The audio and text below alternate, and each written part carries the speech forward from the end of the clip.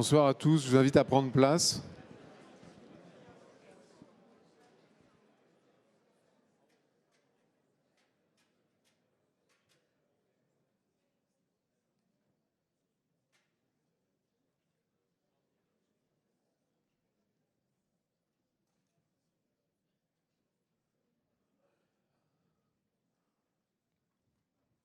Merci à vous tous d'être là, ce vendredi soir. Certains ont dû repartir prendre leur avion. Le ministre m'a dit « Vous avez l'air fatigué ». Je ne comprends pas pourquoi. Je lui ai dit « J'ai l'air fatigué, mais je suis très content ». Voilà, donc fatigué mais heureux. De ces 2 jours qui ont été très riches, j'invite Ligia Noronia du Programme des Nations Unies pour l'environnement à me rejoindre sur scène pour faire un petit débrief de ces 2 journées que nous avons passées ensemble. Ligia, est-ce que vous pouvez venir au podium ?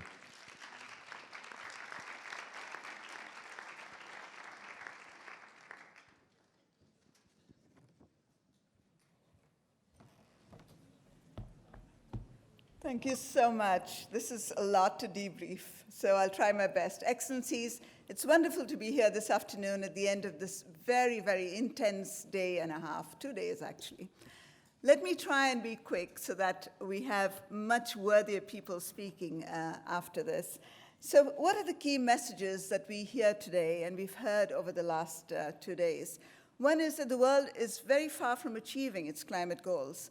The first global stocktake report presented last year in Dubai, assessing progress, said that we have not been achieving what we need to achieve, and that to achieve the ambitious targets of the Paris Agreement, the energy intensity in the building sector will have to drop by 37% from 2015 levels by 2030.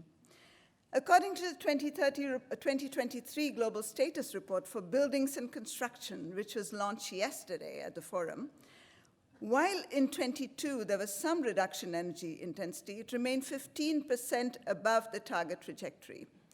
Energy demand and emissions from the building and construction sector continued to grow, and renewable energy shares in building final energy consumption in 2022 was significantly behind on the progress needed to reach the 18% target by 2030. In view of these numbers, the forum was therefore very timely to deliberate with governments and key relevant stakeholders the immense challenges as well as the opportunities that we have to work together to achieve the objectives of the Paris Agreement through accelerated climate action in the buildings and construction sector. Ladies and gentlemen, technical solutions to achieve climate goals exist. They need to be enabled and they need to be deployed. And the forum participants shared experiences of what exists, of the multiple solutions that are there to double energy efficiency. This includes developing building energy codes aligned with zero emissions building, increasing the rate and impact of retrofitting existing buildings, use of energy efficient appliances, and promoting open standards. Participants discussed the importance of addressing the challenges of cooling solutions, especially through passive design, which not only reduces cooling loads, but also supports resilience. Buildings Breakthrough is an inspiring framework with an objective of making near zero emissions building the new norm by 2030. This forum launched the Building Breakthrough Actions, which will support proliferation of clean technologies and sustainable solutions in the buildings and construction sector to achieve the objectives. This initiative, with its focus on decarbonizing along the full life cycle and ensuring resilience, is paving the way for sustainable practices. Delegates highlighted the role of digital innovations in transforming construction and promoting circularity in this sector. The use of sustainable wood and bio-based materials was marked as a crucial step in substituting emissions-intensive materials. Financial incentives for greater investments in decarbonizing the buildings and construction sector are crucial, as is the engagement of the private sector, which is a must. Forum participants stressed the crucial role of development banks in leading this financial leadership in order to take this forward. The forum reinforced the understanding that the private sector, which is expected to be valued at 24.7 trillion by 2030, is a key player in steering the real estate sector towards net zero. To redirect financial flows into zero emission and resilient buildings, Clear metrics, investment signals, and regulatory conditions are absolutely paramount. In response to the building's breakthrough priority actions, delegates proposed a global whole life carbon and resilience framework to harmonize standards and catalyze sustainable, low carbon, and resilient buildings. The transformative power of public procurement echoed through the House and through the sessions, and the role of data in achieving decarbonization were prominently discussed. The forum brought together diverse players in the sector and gave a special role to local governments. Delegates emphasized the importance of local action in combating climate change and advocating for compact, mixed-use developments, adaptive reuse, and embedding actionable commitments into the building's breakthrough initiative. Promoting multi-level governance in building sectors will be important to implement the local solutions to ensure that we're able to catch and scale up in time. I'd like to reiterate the importance of international cooperation and ambitious target setting as a key to accelerating the transformation we need. The Declaration de Chaillot that we heard this morning gives a boost to the international cooperation. It's an important step to strengthen the implementation of local, national, and international climate actions in the sector to support the goals of the Paris Agreement. The Global Alliance for Buildings and Construction is an effective platform to support our ongoing cooperation and to build more stakeholder initiatives to take this forward. With the new cycle of NDCs being revised and submitted by early 2025, there's a great opportunity to include ambitious emissions targets for the buildings and construction sector. As we've learned in the forum, solutions exist. Let us be ambitious. Last, but certainly not the least, let me express my deepest, UNEP's deepest appreciation and the appreciation of this whole House to the government of France, especially the Ministry of Ecological Transition, for its leadership in organizing the Buildings and Climate Forum and developing the Declaration de Chaillot, and for a great cooperation with UNEP in the organization of this forum. Thank you. And big thanks to all the participants in the forum.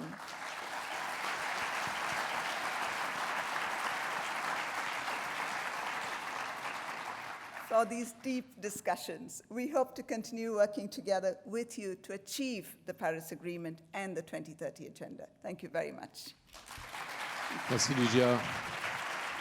C'est incroyable d'entendre que ce qui s'est déroulé hier en fait est totalement dans la lignée de la déclaration de Chaillot, et quand tout le monde pourra la regarder avec attention, vous verrez qu'on est complètement en ligne. Je voudrais appeler maintenant un partenaire de longue date de la Global EBC, un partenaire de longue date de notre action pour l'efficacité énergétique des bâtiments, qui nous fait le plaisir d'être là ce soir, M. Fatih Birol, le directeur général de l'Agence internationale de l'énergie. Si vous voulez bien nous adresser quelques mots pour la clôture.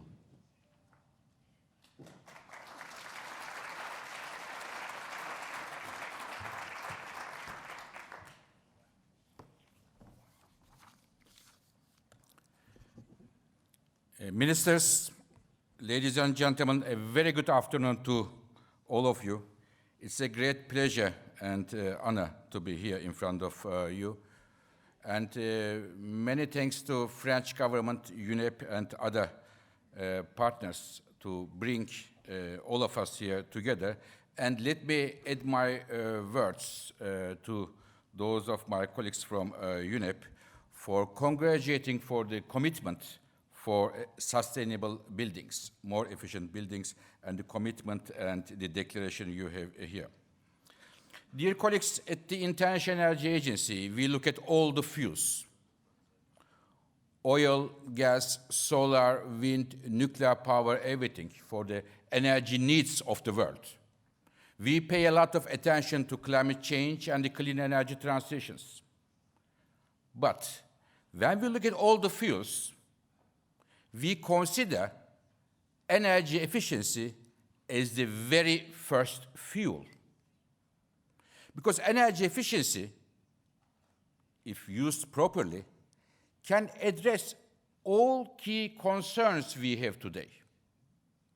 An efficient building, an efficient car, an efficient IT equipment, if we use it properly, if we have the right standards and norms and regulations, it can help us to use less energy, which is good for energy security, Therefore, less emissions, good for climate change, and maybe more importantly, good for the pockets of the consumers.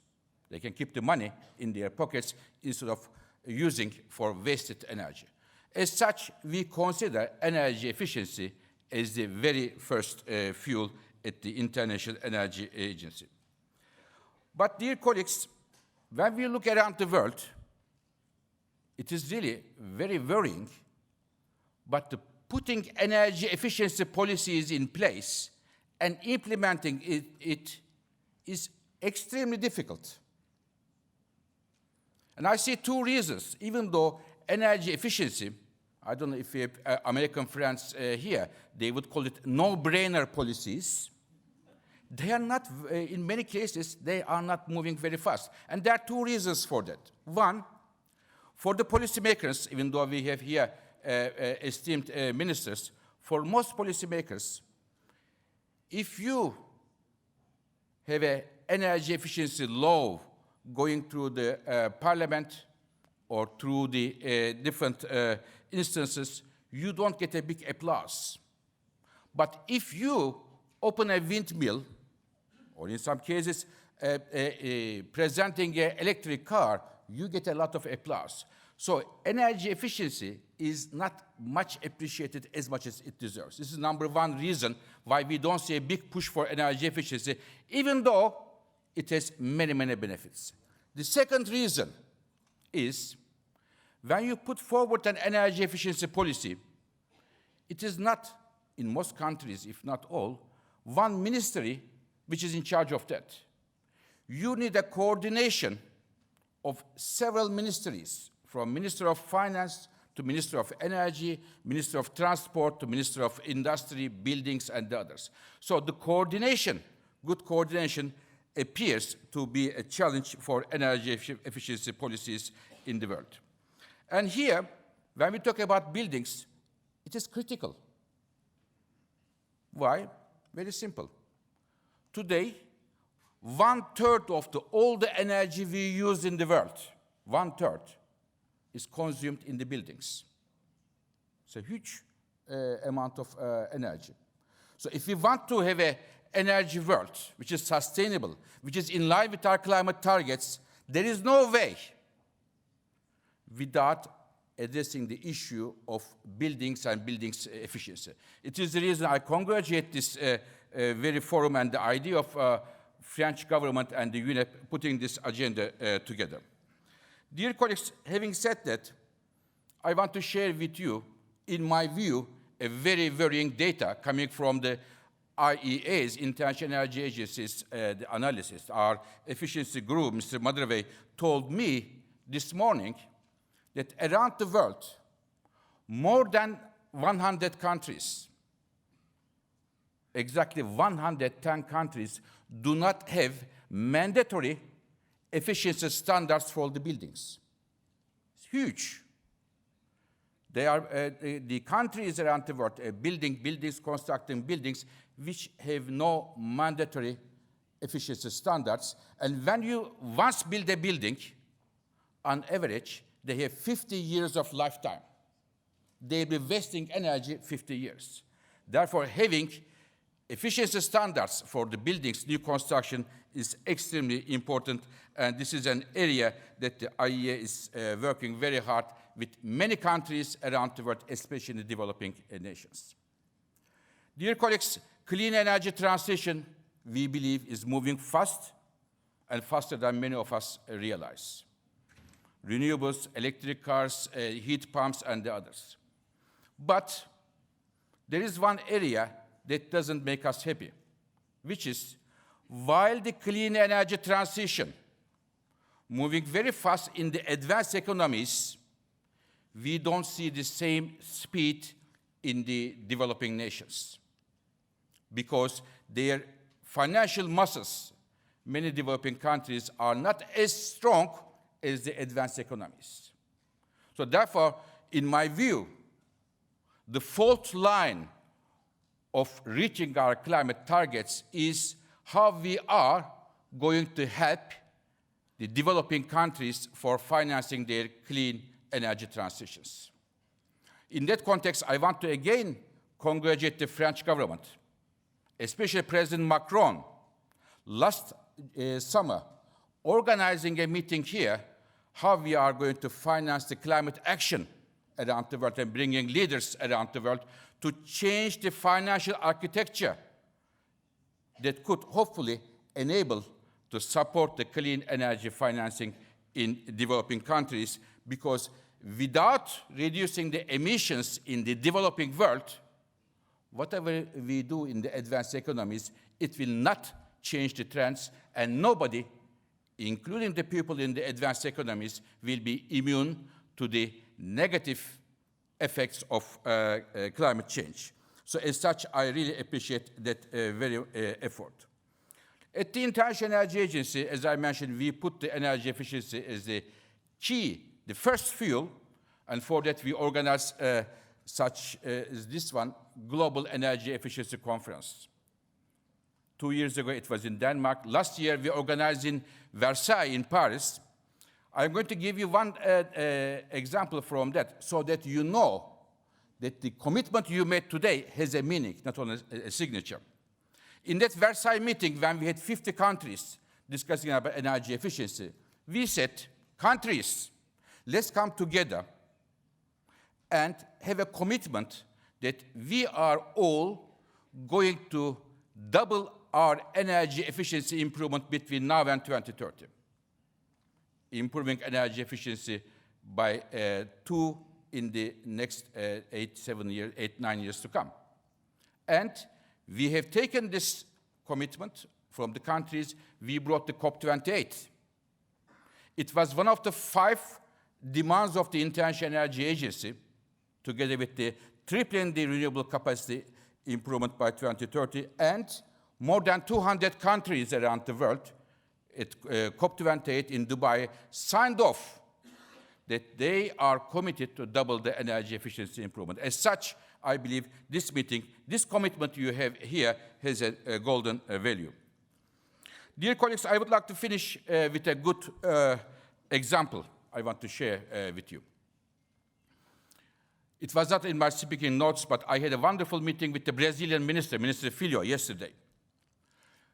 Dear colleagues, clean energy transition, it is made for and about people. It has to have a social dimension. We have to have the support of the people behind us if we want to have a successful clean energy transition. Because I see that in some countries, if the policies are not well designed, some of the transaction costs of going to clean energy are disproportionately fall on the shoulders of the low and mid-income people. We have to find a way. We have to find a way to support the low and mid-income people through different policies, making those transitions affordable for them. Otherwise, it will be very difficult to succeed. Why we want to have a better planet, cleaner planet? Because we want everybody to enjoy it, including the low and mid-income people. And if we are not going to get them all together, and if we are not design policies to support them, the clean energy transition will be slower and maybe not successful.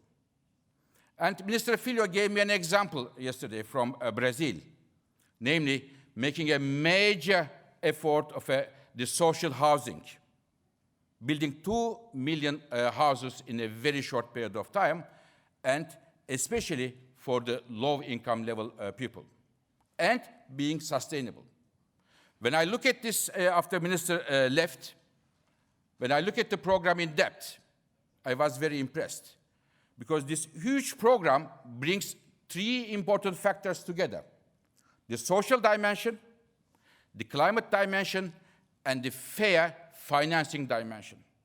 So I wanted to congratulate Brazil for providing such an important example for all of us, from which we can get a lot of inspiration for similar projects. Talking about Brazil, I can tell you that we are all very fortunate, at least we think so at the IEA, because Brazil is this year going to preside the G20 and next year, COP30, a country which takes the social dimension, the justice dimension, and the inclusive dimension as a key factor going through the clean energy world. Dear colleagues, to have a clean planet, better planet can be only made working with people, especially those who will benefit from that, namely low and mid-income parts of the population. And building sector, to have successful policies in the building sector is at the heart of having a fair, just, clean energy transition. Thank you very much for your attention. Thank you. Merci beaucoup.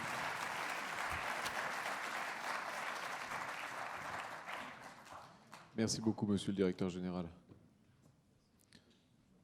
Alors pour faire tout ça, il faut un petit peu d'argent, il faut que les banques de développement, il faut que les banques de développement participent aussi.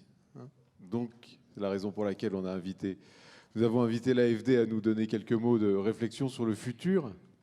J'invite Bertrand Valcaner, qui est directeur général adjoint de l'Agence française de développement, à nous indiquer quelles sont les voies et moyens du futur.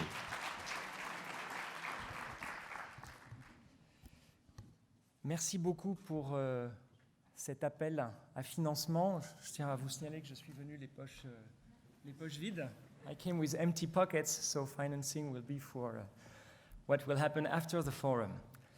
Monsieur le ministre, monsieur le directeur de l'AIE qui a dû nous quitter, monsieur le directeur adjoint du Programme des Nations Unies pour l'habitat, madame la directrice adjointe du Programme des Nations Unies pour l'environnement, mesdames et messieurs les ministres qui êtes présents aujourd'hui, chers amis, chers participants à ce forum, c'est avec beaucoup d'enthousiasme que j'interviens devant vous aujourd'hui pour une raison très simple qui est que le format de ce forum, qui rassemble les Nations Unies, d'une part, des acteurs du financement, dont l'AFD est l'un des membres, des responsables politiques, d'autre part, et puis des experts techniques de pointe en construction des bâtiments, en matériaux, en normes, en standards, etc., présente une originalité très particulière que je trouve dans un secteur aussi pointu que celui de la construction et du bâtiment, nous n'avons pas l'habitude de voir.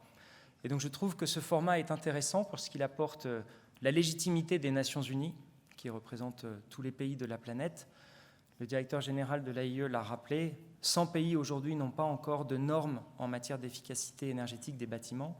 Et donc, c'est une immense tâche qui attend le Programme des Nations Unies pour l'environnement, le Programme des Nations Unies pour l'habitat, que de mettre en mouvement cette communauté pour déployer des standards et des normes. C'est un format que je trouve également intéressant parce qu'en tant que banque publique de développement, nous travaillons dans un univers où notre activité est organisée, régulée, mesurée par l'OCDE. L'aide publique au développement est ce critère, cette mesure de l'impact et de la mobilisation d'argent public investi par les pays de l'OCDE dans l'alignement sur les ODD, dans l'investissement pour les objectifs de développement durable. Et c'est, je crois, la seule politique de redistribution fiscale d'ambition planétaire que d'organiser ces transferts de richesses entre pays dits riches et pays dits moins riches. Travailler aujourd'hui avec ce forum bâtiment et climat présente cet intérêt, je trouve, de réconcilier la légitimité des Nations Unies, la légitimité de l'expertise de tous les participants qui sont présents dans cette salle, la légitimité aussi des pays qui sont venus représenter. Je salue particulièrement les ministres du Brésil et de l'Égypte qui sont avec nous aujourd'hui, et puis la légitimité des experts qui, comme je l'ai déjà indiqué, ont cette connaissance du secteur dans lequel ils interviennent. Et puis, il y a les acteurs qui peuvent financer des programmes de développement, et ça, c'est évidemment extrêmement important. Donc ce format me paraît très intéressant. Mon deuxième point, c'est pour vous dire que l'AFD, Banque de développement, a très tôt, dès 2016, engagé un programme qui s'appelle le PIB, Programme pour l'efficacité énergétique des bâtiments, en partenariat avec la GIZ, qui est cet opérateur allemand spécialisé dans l'assistance technique et qui nous conduit aujourd'hui à investir avec les pays de la Méditerranée, de l'Asie, avec des pays d'Union européenne également, dans des programmes d'efficacité énergétique, déployés dans les secteurs de la santé, dans les secteurs de l'éducation, dans tous les secteurs dans lesquels les infrastructures doivent être construites pour pouvoir apporter des infrastructures répondant aux besoins des populations, que ce soit en matière de logement ou de services de base. Ce programme date donc de 2016 et il partait de la conviction que la mise en œuvre de l'accord de Paris nécessitait une approche sectorielle très ambitieuse, secteur par secteur. Dans le secteur de la santé, réduire les émissions de CO2, qu'est-ce que ça veut dire? Dans le secteur des transports, réduire les émissions de CO2, qu'est-ce que ça veut dire? Et dans le secteur de la construction et du bâtiment, eh bien, la bonne nouvelle, c'est qu'il existe des solutions aujourd'hui pour construire des bâtiments dits net zéro, voire à énergie positive. Et ça, c'est quelque chose de très enthousiasmant, parce que dans beaucoup d'autres secteurs, biodiversité par exemple, recyclage du plastique également, nous n'avons pas encore les solutions technologiques qui permettent de résoudre les dilemmes auxquels font face les États, auxquels la France fait face aujourd'hui et auxquels elle continuera à faire face pendant un certain nombre d'années. Donc cette capacité du secteur du bâtiment, qui représente 40% des émissions de gaz à effet de serre, à contribuer à l'atteinte des objectifs de lutte contre le changement climatique, à prendre sa part de la réduction des émissions de gaz à effet de serre et du respect de la trajectoire de limitation de l'augmentation de la température à 1,5 degré, cette capacité-là, elle est extrêmement précieuse. Et donc on a besoin de comprendre comment en Asie, comment en Amérique latine, comment en Europe, les uns et les autres, vous réfléchissez, vous travaillez, vous innovez, et aussi comment vous industrialisez des solutions pour lutter contre les émissions de gaz à effet de serre. C'est là aussi une des spécificités du monde du développement. Dans notre jargon, on parle de scaling up. Nous sommes en permanence à la recherche d'innovation et de capacité à les déployer massivement. Dans le secteur du bâtiment, je crois qu'il y a aujourd'hui une capacité des acteurs privés, une capacité des acteurs industriels, sous réserve que les gouvernements aient donné de la visibilité, aient défini des normes, et puis donner l'assurance qu'à 5 ans, à 10 ans, peut-être même à 15 ou 20 ans, ces normes seront encore en vigueur. Eh bien, il a la capacité à industrialiser et à déployer massivement, avec des coûts qui diminuent, des solutions pour lutter contre les émissions de gaz à effet de serre. Et donc je pense que c'est quelque chose de très précieux, quelque chose de très enthousiasmant, et je pense que ce forum aujourd'hui, qui fait suite à une proposition qui avait été faite pendant la COP 28, en partenariat avec les Nations Unies, que de pouvoir réunir les professionnels du secteur et de définir une ébauche de gouvernance mondiale de la politique publique et de la mobilisation des acteurs en matière de limitation des gaz à effet de serre, des émissions de gaz à effet de serre dans le secteur du bâtiment. Je pense que voilà, cette organisation, ce forum a toute sa place à cet égard. En tant que banque de développement, donc, nous avons des financements. Nous serons heureux de continuer à les mobiliser. Nous en appelons également à nos responsables politiques. Le Brésil est représenté aujourd'hui dans cette salle. Le Brésil a la présidence du G20 cette année. C'est une présidence qui est extrêmement ambitieuse et j'espère que dans le secteur qui est le nôtre aujourd'hui, les ministres du G20 réunis bientôt, le ministre M. Christophe Béchu le disait juste avant, les ministres réunis bientôt au Brésil pourront se mettre d'accord, se mobiliser pour prendre des engagements et peut-être tenter de diminuer le nombre de pays qui n'ont pas encore de cadre de politique publique définissant des standards ambitieux en matière d'efficacité énergétique des bâtiments. Et puis, à notre mesure, Banque publique de développement, nous travaillons avec d'autres acteurs. J'en ai mentionné un, la GIZ, qui est un acteur allemand. Nous avons au Brésil un partenaire, la BNDES. Nous avons au Japon un partenaire, la JICA. En Afrique du Sud, la DBSA. Donc des acteurs, banques publiques comme nous, qui sont passionnés par la lutte contre le changement climatique et qui veulent créer des coalitions. L'AFD en a réuni une hier, coalition de banques publiques de développement prête à s'engager à faire un effort particulier en matière d'efficacité énergétique. Donc vous avez le cadre public défini par les gouvernements qui doivent unifier, se mobiliser ensemble. Les acteurs du secteur privé qui, à un moment, apportent des solutions, que ce soit des pompes à chaleur, de la laine de verre ou d'autres matériaux utilisés dans la construction des bâtiments.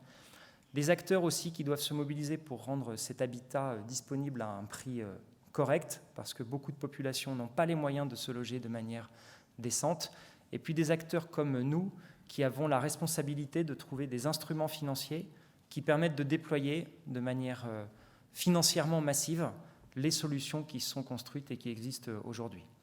Déployer de manière financièrement massive, ça veut dire trouver les voies et moyens que les maisons, les copropriétés, les hôpitaux, les dispensaires, les différentes infrastructures puissent avoir accès à des financements à un tarif compétitif et qui permettent de pivoter vers des infrastructures nouvelles alignées avec des standards ambitieux ou en rénovation de beaucoup plus exigeantes sur leurs émissions. Voilà, donc c'est un peu tout ça que l'AFD voit comme intérêt dans un forum comme celui qui est organisé aujourd'hui.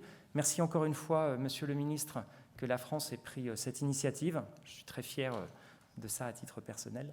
Et merci également à tous les participants qui sont venus aujourd'hui pour échanger sur votre passion collective, qui est le bâtiment et la lutte contre les émissions de gaz à effet de serre de ce secteur. Je vous remercie.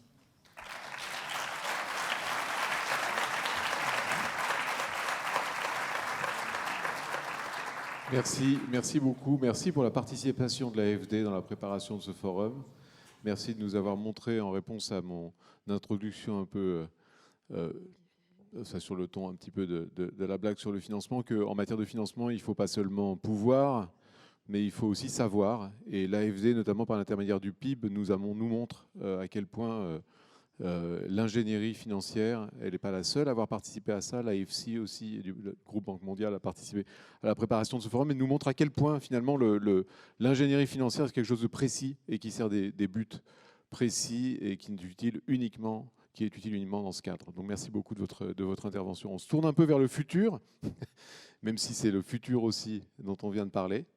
On se tourne vers ONU Habitat, qui a une assez grosse échéance au mois de novembre, qui a plusieurs résolutions en cours de mise en œuvre, qui concernent beaucoup notre secteur et qui a aussi été un partenaire très actif dans la préparation de ce forum.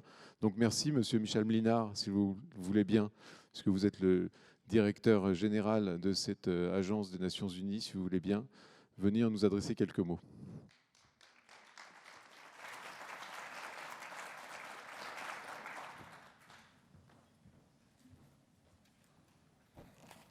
Merci beaucoup, Monsieur le Ministre, honorable ministers, partners, friends, ladies and gentlemen, dear colleagues. It is once again a great honor and a pleasure for me to thank the government of France, our sister agency UNEP, and the Global Alliance on Buildings and Constructions, Global ABC, for this really successful and really important forum on a super important subject of today and of tomorrow. And really happy to see that you managed to bring close to 1,800 participants and that around 70 countries endorsed the important declaration that will really go a long way as we continue our efforts and will really help us further push the important agenda that we have just discussed. As we conclude our critical discussions today, I would like to bring away some key messages deeply central to our work at UN Habitat as well, and that from my point of view, resonated throughout our conversations. First, the housing crisis, which, as we know, is affecting close to 2.8 billion people globally, is indeed, unfortunately, a fundamental threat to sustainable development and to the realization of human rights. Secondly, the projected doubling of the global building stock by 2050 underscores the urgency of addressing how we design, construct, and manage our built environment. Our choices will significantly impact future generations and our planet. The current trajectory leads us down a path of billions without safe, affordable housing, increasing carbon emissions from buildings, and rising housing exclusion. This stark picture demands immediate action. So, of course, these are challenges that we all do realize and that we see looming ahead of us. But as in everything, there are opportunities or there are ways and means how we can do something about that, how we can design solutions that will help us. As has just been mentioned, our Habitat Assembly resolution on adequate housing for all provides us with a clear roadmap and a dedicated platform for governments and other key stakeholders to discuss and deliberate on housing issues in particular.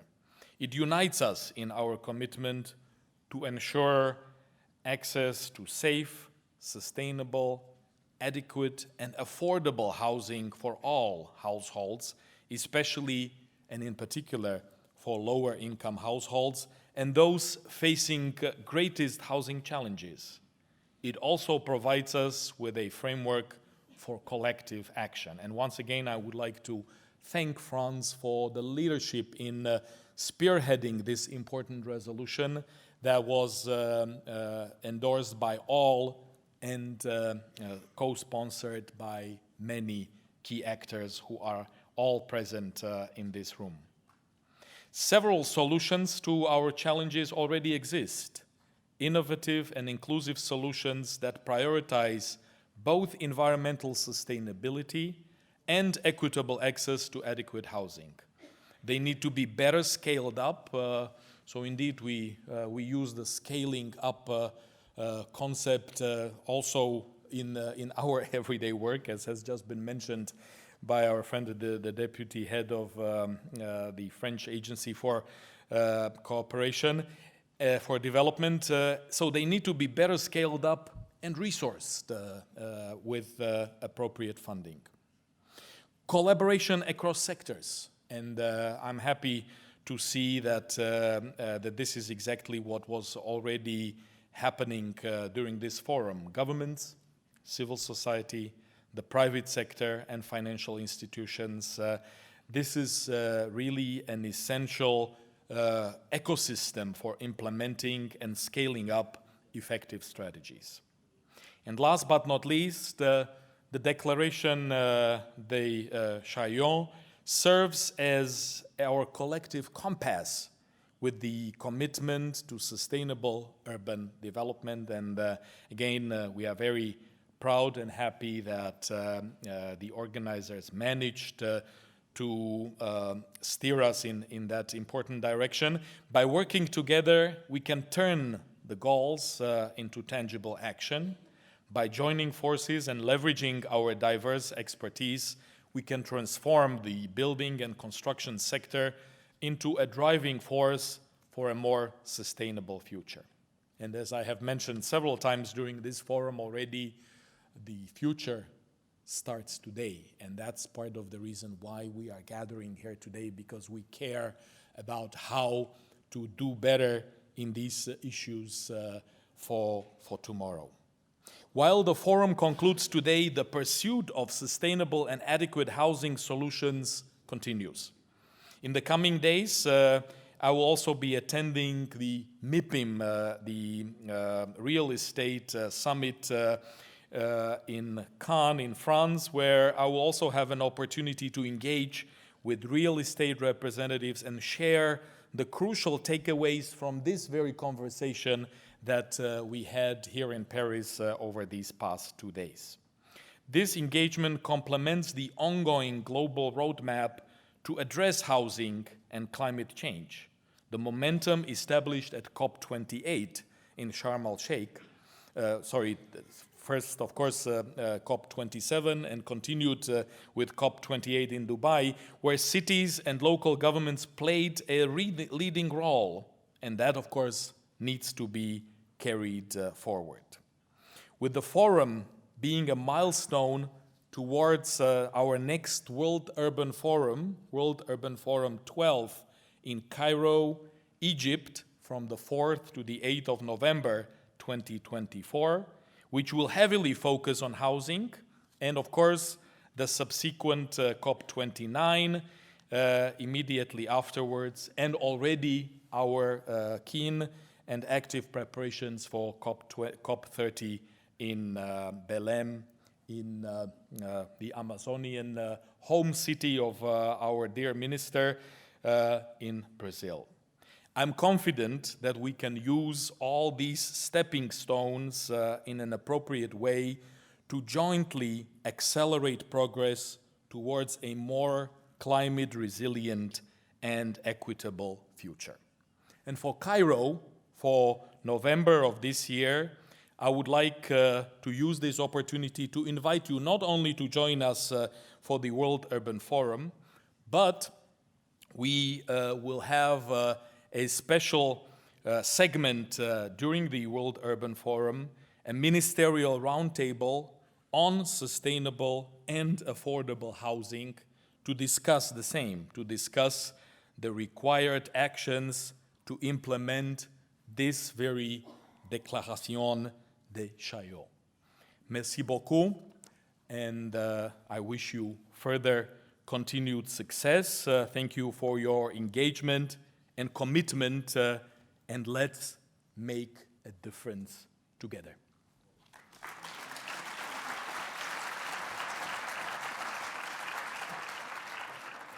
Merci, Monsieur le Directeur Général, de nous avoir tracé l'avenir à très court terme, de nous avoir donné ce premier rendez-vous.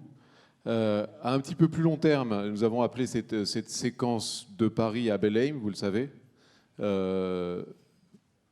Cette séquence était déjà appelée de Paris à Belém avant que nous apprenions la venue du ministre Jader Filho, du ministre des Villes du Brésil, qui nous a fait le plaisir de venir et de participer très activement à nos débats. On l'en remercie très chaleureusement. Monsieur le ministre, si vous voulez nous tracer la voie de Paris à Belém sur le sujet du bâtiment durable.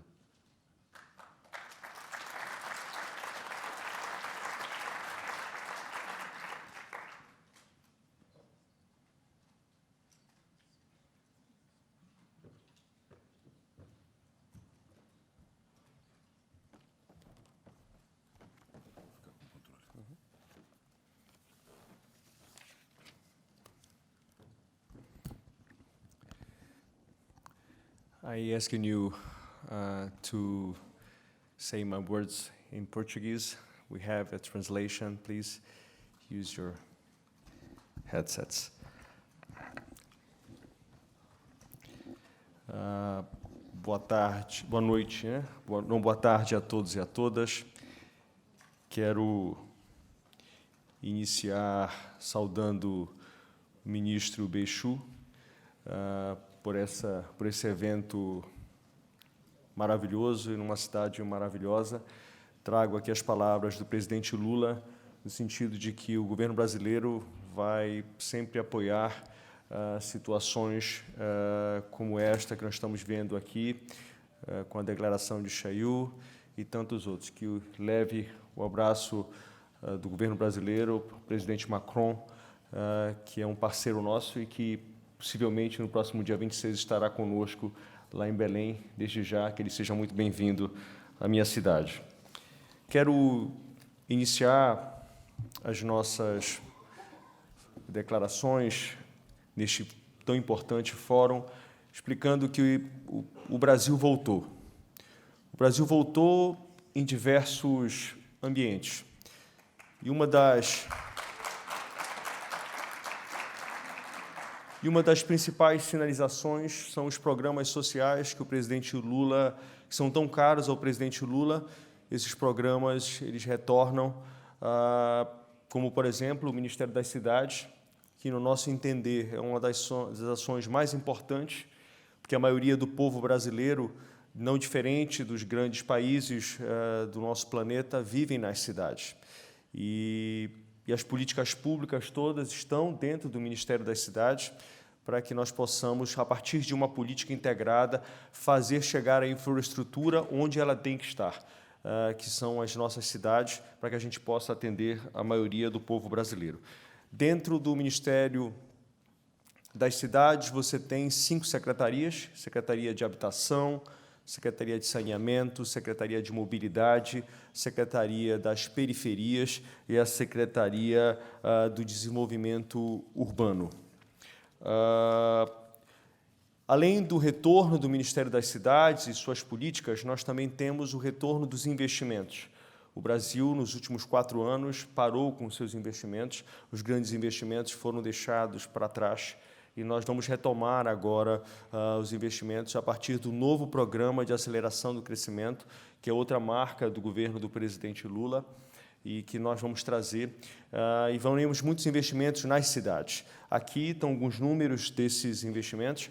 Ao total, só no Ministério das Cidades, nós teremos investimentos da ordem de 117 bilhões de euros. São significativos investimentos que, além de trazer infraestrutura às nossas cidades, vão gerar emprego e renda. Outro programa importante, que é o nosso programa de habitação, que é o maior programa de habitação da história desse país. Esse programa também foi descontinuado no governo anterior, que é o Minha Casa, Minha Vida, que desde lá de 2009, quando o presidente Lula criou o programa, ele já entregou cerca de 8 milhões de habitações sociais, na maior parte de salários que vão até mais ou menos 1.500 euros mensal das famílias, reunindo as famílias. Então, ele é voltado especificamente para famílias de interesse, casas de interesse social, e essa meta, já que nós temos cerca de um déficit habitacional no Brasil de cerca de 6 milhões de habitações, nós temos o compromisso de, nesses 4 anos, contratarmos cerca de 2 milhões, mais de 2 milhões de unidades habitacionais até o ano de 2026, que é o último ano desse governo, da terceira passagem do governo do presidente Lula. Nós recriamos o programa Minha Casa Minha Vida, e dentro dele nós trouxemos algumas novidades. Novidades com construção mais limpa, onde a energia que vai abastecer estes novos condomínios estão todas energia limpa, energia solar, onde a gente tem, além do ganho do que a gente está discutindo esses dias aqui em Paris, que é a questão da redução das emissões de carbono, da descarbonização, também de ajudar para que essas famílias possam ter a conta de luz sendo paga por essa ação do governo federal, do governo do presidente Lula, para que nós possamos, com isso, também ajudar essas famílias financeiramente. Fora também ações de justiça social, como, por exemplo, cada um desses novos condomínios tem que ter biblioteca, e nós fizemos uma ação conjunta com a associação, com a Academia Brasileira de Letras, para que essas bibliotecas, além da construção física, ela já venha já com livros, e com isso, obviamente, a gente incentivando a leitura, que é uma coisa que tem se perdido por conta das tecnologias, tem se perdido no Brasil, e tem incentivar jovens, crianças, idosos, a todos aqueles que quiserem ler. Fora isso, também melhorando a qualidade da vida dessas pessoas, onde todos os condomínios do Minha Casa Minha Vida, a partir de agora, tem que ter necessariamente varanda, dando uma qualidade melhor, dando uma construção social melhor a essas pessoas que vão morar nesses condomínios. Nós estamos falando dos desafios que o Brasil tem, não são poucos. Vocês sabem, o Brasil é um país de dimensão continental, onde as soluções do norte do Brasil não são as soluções do sul do país. E, obviamente, nós precisamos adequar essas soluções, e nós estamos bem alinhados, sempre respeitando as realidades de todas essas nossas regiões, cuidando com atenção da adaptação climática, com a questão da adaptação climática, que é um fato importante. Lembrar vocês que o Brasil tem sofrido, como vários países no planeta, com todos esses eventos climáticos, e isso é uma prioridade no governo do presidente Lula, tanto a contenção de encosta como as obras de macrodrenagem, para que a gente possa dotar de resiliência, que a gente possa adaptar as nossas cidades para que elas estejam preparadas para esses eventos climáticos que estão cada vez sendo mais recorrentes, não só no Brasil, como em todas as cidades pelo mundo.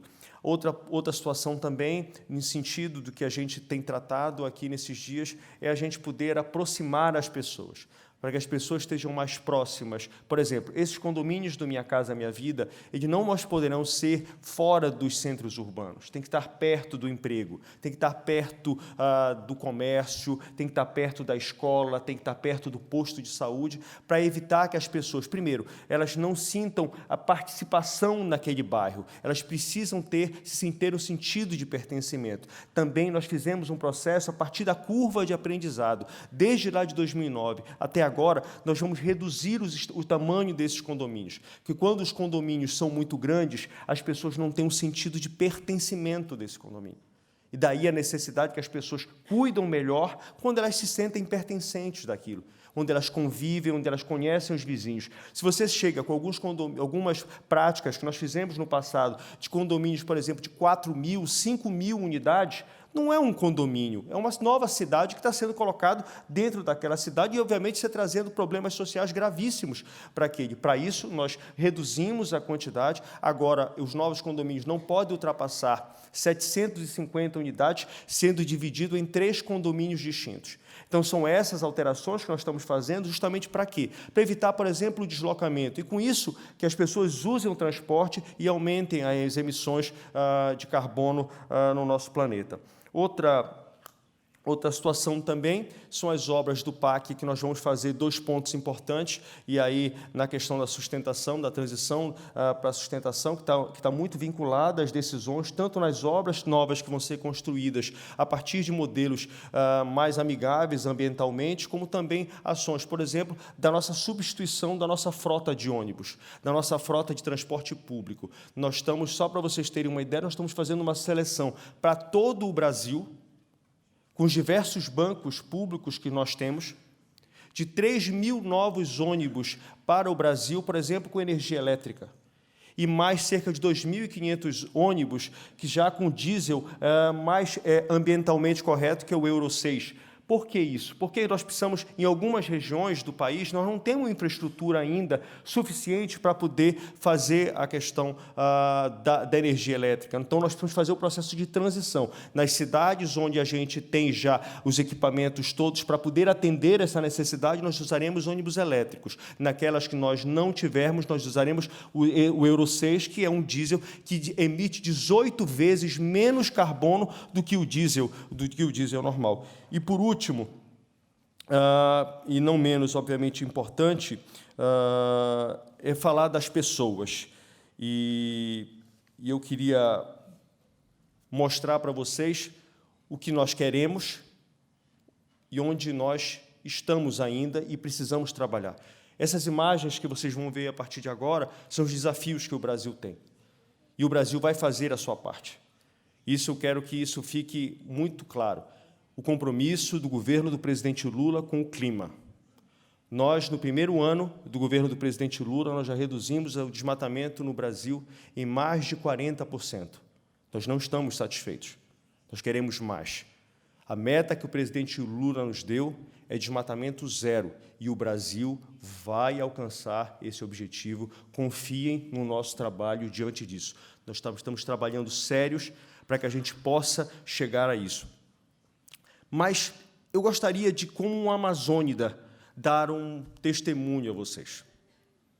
A gente sempre costuma falar muito sobre a Amazônia como solução do clima para o planeta. Mas eu quero dizer aos senhores, eu, que sou um amazônida, que convivo nas cidades, preciso dizer, sem justiça social, não há justiça climática. É importante que as grandes economias do mundo compreendam isso. Não só para a floresta amazônica do Brasil ou dos países da América Latina, como, por exemplo, as florestas, como o presidente fez a reunião da OTCA, lá em Belém, na minha cidade, onde nós estivemos discutindo as soluções das grandes florestas que trabalham para que não aconteça o aquecimento global, não só no Brasil, como na Indonésia, no Congo, ou seja, na América Latina. Reunimos lá isso. E entendam, sem justiça social, não há justiça climática. Essas pessoas que vivem nessas cidades, elas não vivem embaixo de copa de árvores. Essas pessoas, elas querem ter bons empregos, essas pessoas, elas querem ter saúde, educação, lazer, um futuro para as próximas gerações. E a gente precisa cuidar disso. O Brasil vai fazer a sua parte. E não à toa, não por coincidência, eu fiz todo esse trajeto para mostrar a vocês que nós estamos fazendo a parte social, que nós estamos fazendo a parte ambiental, que nós estamos fazendo todos os investimentos necessários para dotar as nossas cidades dessas infraestruturas. Ontem mesmo, nós lançamos já parte do PAC, os investimentos em creche, os investimentos em educação. Nós vamos fazer a nossa parte, mas nós precisamos também de ajuda para que a gente possa fazer com que esse crescimento possa avançar com mais agilidade. E, em cima disso, nós vamos falar também da questão do trabalho que nós estamos fazendo na redução da devastação das nossas florestas, na questão do avanço sistemático que nós estamos fazendo na energia eólica, na energia solar e também na energia hidroelétrica. Falar para vocês da declaração CHAMP, que o Brasil assinou na última COP, onde cada vez mais o presidente Lula tem reforçado a retomada do Pacto Federativo. É a gente ouvir os líderes locais. As decisões mais assertivas, a gente acredita, no Brasil, acontece quando os líderes locais, eles atuam, eles apontam quais são as prioridades. Não adianta a gente, a partir de Brasília, querer dizer quais são as prioridades nas cidades longínquas do nosso país, do nosso continental país. E isso tem sido reforçado pelo presidente Lula. E, por último, falar da importância da gente financiar para que a gente dote a vida das pessoas de mais qualidade. E eu convido as senhoras, eu convido aos senhores, para que a gente possa continuar essa discussão na minha cidade, em Belém, na COP30, em 2025. Eu convido a todos vocês. E eu peço, por último, que possamos apresentar um vídeo da apresentação da nossa COP, convidando a todos vocês mais uma vez. Muito obrigado. Do planeta dá início a um novo ciclo, um novo olhar sobre a Amazônia e sua biodiversidade. Costumes, raízes e conhecimentos ancestrais da nossa gente. Dos nossos sabores inigualáveis.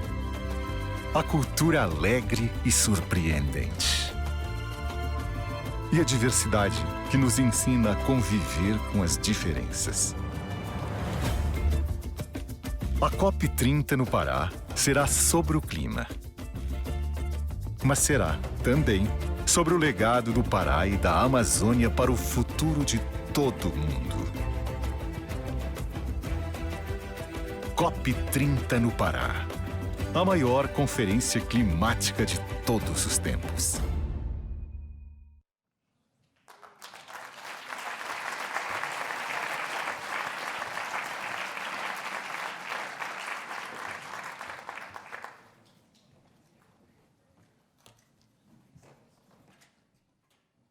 Merci, Monsieur le Ministre. Bon, il y a du travail.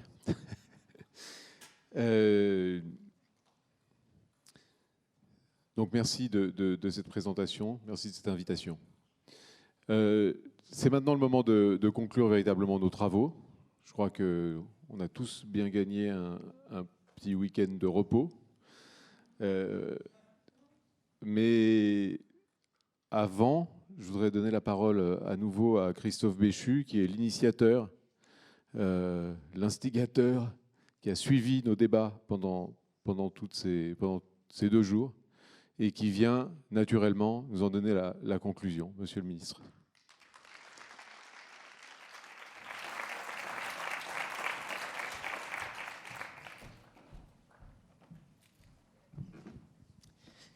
Mesdames et messieurs, j'avais prévu de faire un discours au pupitre, mais après avoir entendu le ministre brésilien qui est venu avec un film, avec des diapositives, je me suis dit que j'allais avoir l'air ridicule en vous lisant un texte qui revient sur tout ce qui s'est passé au cours de ces derniers jours. Et donc, je vais vous adresser un message beaucoup plus personnel pour terminer ce moment. Je vais le faire d'abord pour ne pas souffrir la comparaison. Et je vais le faire pour une deuxième raison, c'est qu'il est presque 18h un vendredi soir. Je sais que dans cette assemblée où 70 pays se sont réunis, il y a des droits du travail qui sont très différents d'un endroit à l'autre, mais je sais une chose, c'est que quand on travaille beaucoup, il est souhaitable quand même d'avoir quelques moments où on est capable de se poser. Et où la sobriété, ça n'est pas qu'un concept pour les bâtiments et pour l'efficacité énergétique, mais ça doit être aussi un concept que nous appliquons à l'énergie qui est la nôtre, et donc en nous assurant d'une forme d'efficacité énergétique qui suppose d'avoir des temps de pause. Et je dois confesser que quand la décision a été prise de caler ces 2 jours, un jeudi et un vendredi, avec une fin de forum le vendredi soir à Paris, on a imaginé qu'il y aurait 2 équipes. L'équipe de ceux qui, pris par le travail et de soi-disant engagements, ne participeraient pas à la clôture de plénière. Et l'équipe de ceux qui, vraiment convaincus par la nécessité de se battre pour la décarbonation, désireux de rester jusqu'à la dernière minute de l'événement officiel, allaient non seulement participer à tout jusqu'à la clôture, mais sans doute du coup être capable de profiter un peu de la vie dans le week-end qui suivait à Paris. Et vous êtes la 2e équipe, et c'est aussi la raison pour laquelle je suis heureux de vous féliciter, de vous applaudir et de vous remercier. En 2 jours, nous avons signé la déclaration de Chaillot. 70 États, 1/3 de la planète, qui se sont mis d'accord de manière collective pour qu'on crée ce conseil intergouvernemental du bâtiment et du climat, pour qu'on se dote d'un mécanisme de suivi et de redevabilité, pour qu'on soit en capacité de benchmarker, de s'appuyer les uns sur les autres pour partager des bonnes solutions. En 2 jours, on a vu des mobilisations de professionnels, les architectes qui ont fait part de leur envie et de leur disponibilité pour conseiller les États, pour conseiller les décideurs, la FIDIC et son million d'ingénieurs de 40 000 entreprises déterminés à regarder comment on peut aller vers un standard du zéro net émission à destination des États, des maires qui ont pris la décision de coopérer avec ONU Habitat pour réfléchir, regarder comment, sur les enjeux de la lutte contre l'étalement urbain, de l'efficacité, il y avait matière à s'entendre. Des banques, et je salue au-delà des banques les institutions financières, les 16 institutions financières qui se sont mises d'accord là aussi sur la construction de mécanismes de financement pour être capables d'avancer et de progresser sur ces sujets. Des organisations internationales, évidemment le programme de l'ONU, des associations, et j'en passe. 70 États qui s'engagent, et parmi eux, un que je souhaite mettre à l'honneur, qui est la Côte d'Ivoire, parce qu'il a non seulement décidé de s'engager, mais il a décidé d'être le démonstrateur, en vrai, de ce sur quoi nous nous sommes engagés ici. Et en fait, c'est au cœur à la fois de l'esprit de cette manifestation et de ce que nous célébrons maintenant. Je ne vais pas être beaucoup plus long. Mais je veux terminer, mesdames et messieurs, en vous disant ceci.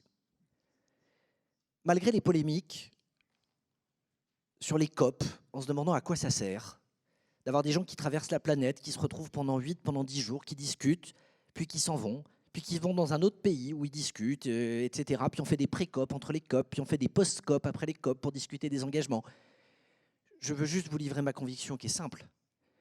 Personne ne serait capable de dire ce que serait la trajectoire des émissions si nous n'avions même pas des occasions ensemble de nous mettre la pression, de nous soumettre à la pression des ONG et des différents organismes. Mais je sais une chose, c'est que si la diplomatie environnementale ou si la lutte contre le changement climatique se limite à la diplomatie environnementale et climatique, il n'est pas certain que nous arriverons. Il nous faut des temps, des lieux, des moments et des organisations dans lesquels les engagements qui sont pris sont crédibilisés. C'est quoi ce forum et cet événement? C'est la crédibilisation de la diplomatie environnementale. C'est le moment où on passe des courbes mondiales au fait de prendre un secteur et de se dire très concrètement sur nos émissions, sur le bâtiment, sur les 20 à 30% en fonction des standards et des critères, comment on fait? Comment on met en œuvre? Quel type de financement innovant? Quelle coopération internationale? Et vous savez ce qui change entre les deux? C'est que du coup, on ne se concentre pas sur les courbes, sur les pourcentages, mais sur les solutions. Et dans le temps dans lequel nous sommes, en termes de dérèglement climatique, d'accentuation des problèmes, de méga-feux au Canada, d'inondations au Pakistan, de températures de records qui sont battues tous les mois dans les océans, sur les terres, de fonte des neiges, d'interrogations, de difficultés sociales, d'érosion de la biodiversité. Si à un moment on ne redonne pas aussi un peu d'espérance à l'ensemble de nos habitants pour leur dire il y a déjà des solutions, il y a des choses qui marchent. Les briques en terre crue pour aller fabriquer une bibliothèque au Sénégal, ce n'est pas un concept. La capacité à s'appuyer sur de la géothermie, ce n'est pas une illusion ou des brevets qui sont à déposer. La façon dont, en prenant à bras-le-corps un certain nombre de sujets, en misant sur l'efficacité plutôt seulement que sur le déploiement de nouvelles énergies, on est capable de résoudre une partie de la difficulté, ça fonctionne. Mais à la condition qu'on le partage, à la condition qu'on se mette, entreprise, patron du World Business Council for Sustainable Development, plus petite structure sur le plan local, diplomates, État, public servants, etc., que tout le monde s'y mette, regarde dans la même direction et ne se demande pas quel est le pouillème d'engagement qui prend en plus, mais comment ceux qu'on a déjà pris, on les opérationnalise. Et le bâtiment, il a deux vertus. Un, ça se voit. Il y a un avant, il y a un après, c'est concret, c'est tangible, c'est physique. Et deux, il n'oppose pas le social et le climatique. Il permet de donner un toit aux gens, d'améliorer leur vie, de leur permettre de faire en sorte de pouvoir de façon concrète et crédible retrouver une part de dignité. Et il nous donne les moyens collectifs de montrer qu'entre la fin du monde et la fin du mois, le chemin qui existe, il est celui qui nous permet de faire ensemble. Alors, Monsieur le Ministre, nous regardons vers Belém. Nous regardons avec enthousiasme vers ce moment où nous aurons l'occasion, aux côtés du Brésil, de pouvoir, dans cette COP30, nous retrouver. Mais nous n'attendons pas ce moment. Mes deux derniers mots, ils seront pour vous dire que nous ne sommes que 28 dans la coalition qui a porté cette idée, qui l'a lancée, et que nous sommes désormais 70 signataires de la déclaration de Chaillot. C'est une invitation simple, mais que ceux qui ont signé la déclaration n'hésitent pas à rejoindre le Building Backdrop pour qu'on puisse faire en sorte d'aller plus loin. 2, chaque occasion devant nous sera utilisée pour faire la promotion de notre initiative. Le G7, le G20, le Forum mondial au Caire, bien sûr la COP29 sans attendre la COP30, bref, tous les moments que nous aurons et qui nous permettront de continuer à parler et peut-être même de faire en sorte que ce Building Backdrop devienne une forme de modèle post-COP de comment on prend des engagements diplomatiques et on les opérationnalise ensemble en se mettant tous en situation de partager les solutions et les façons d'y parvenir.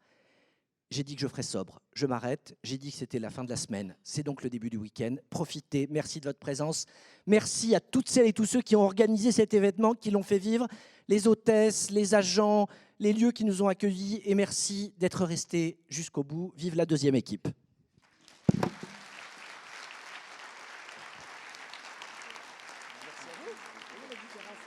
Quelqu'un qui a vu 2 fois 5 minutes et quelqu'un qui a passé la totalité.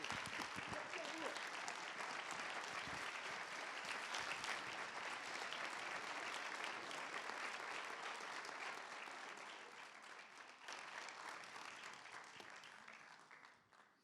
Bien, rien à dire. Merci à vous. Bon week-end, bonne continuation et bravo.